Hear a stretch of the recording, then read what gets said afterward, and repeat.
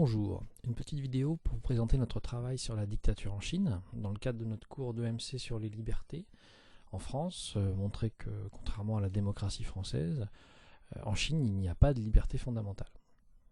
Donc vous aviez un travail sur plusieurs documents, on va rapidement reprendre ça, Donc premier document, la police de l'Internet, et donc vous avez la première question traditionnelle, présenter le document. Et donc si on prend cette première question, c'est l'occasion de rappeler un peu la méthodologie, la nature du document d'abord. C'est un texte, ça aurait pu être, on verra, des affiches de propagande, des articles de journaux, là c'est un texte. Le sujet, la police de l'Internet, on va le trouver dans le titre en général du document. La date, on va la trouver en général dans la légende en bas. Et l'auteur ou le journal ici, puisqu'on a le nom de l'auteur, le journaliste, mais aussi le nom du journal, on peut très bien noter le journal, ça marche bien. Donc c'est un qui parle de en part, la phrase modèle, c'est un texte qui parle de la police de l'Internet en 2010 dans le journal Le Figaro. Ensuite vous aviez une question, quelle phrase du texte montre que l'État chinois ne laisse pas les citoyens libres? Alors là on va s'intéresser rapidement à la méthode de la réponse à une question de document et l'idéal qui est de répondre en trois parties. Évidemment on va chercher la phrase, Quelle phrase montre que l'État chinois ne laisse pas les citoyens libres? Par exemple, la Chine surveille de près la toile, Internet. C'est bien, mais ce qu'il faut faire quand même, c'est d'abord répondre, donc avec vos mots. Les Chinois ne sont pas libres de choisir leur site Internet et leur navigation en ligne. Ensuite, citer, deux points ouvrez les guillemets, la Chine surveille de près la toile. Et enfin, expliquer. Par exemple, sur le moteur de recherche Baidu, le seul autorisé, les mots sensibles sont censurés. Bon, là, on a rajouté des informations qu'on a été chercher.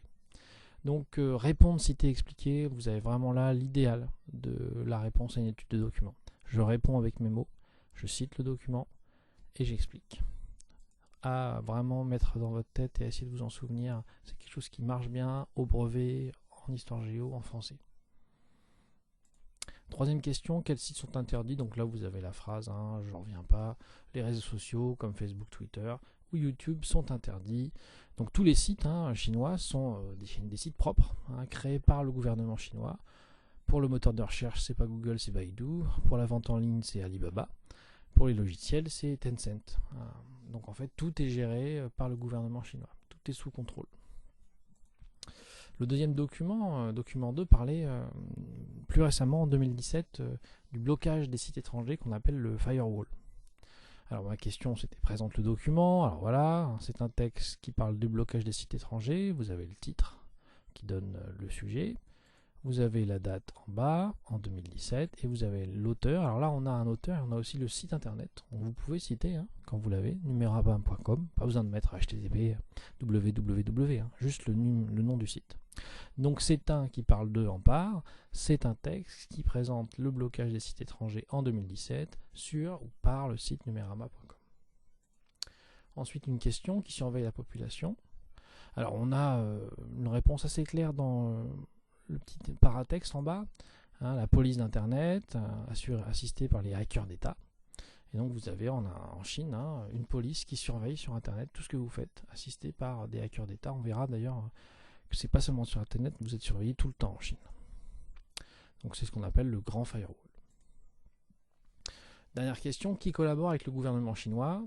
Donc on nous apprend dans ce texte au début ici que de nombreux chefs d'entreprise, Google, Apple, participent avec le gouvernement chinois à la création d'Internet, mais ils n'ont pas le droit de le critiquer. Voilà, donc là on est dans ce qu'on appelle la censure. Donc Google veut travailler en Chine, alors on n'aura pas le droit de dire du mal ou de parler de la dictature en Chine. Alors voilà, ces deux documents-là nous montrent un petit peu au quotidien ce que c'est que la dictature. On va essayer maintenant un petit peu de développer avec une définition déjà. Qu'est-ce que c'est la dictature pour compléter un peu notre travail? Donc un régime autoritaire avec de la violence, avec des crises éventuellement qui l'entraînent et qui peuvent entraîner des révolutions ou des dictatures conservatrices. Alors donc autoritaire, violence, on va rentrer là-dedans. En essayant de donner des caractéristiques précises, on va revoir en particulier un chef d'État tout puissant qui n'est pas élu, il est à vie. La répression des opposants et un sujet qui nous intéresse particulièrement, le non-respect de la liberté de la presse. Alors le chef d'État, c'est Xi Jinping, que vous avez représenté ici, un président à vie depuis 2013. Ça veut dire qu'il est président, qu'il ne sera pas réélu, il n'y a pas d'élection. Et c'est un président qui profite d'un culte de la personnalité. Ça veut dire que, il y a des affiches de propagande qui le montrent, qui le mettent en valeur. Vous avez des sites internet, des applications pour les enfants pour mettre en avant Xi Jinping. Donc toute la population chinoise doit apprécier Xi Jinping.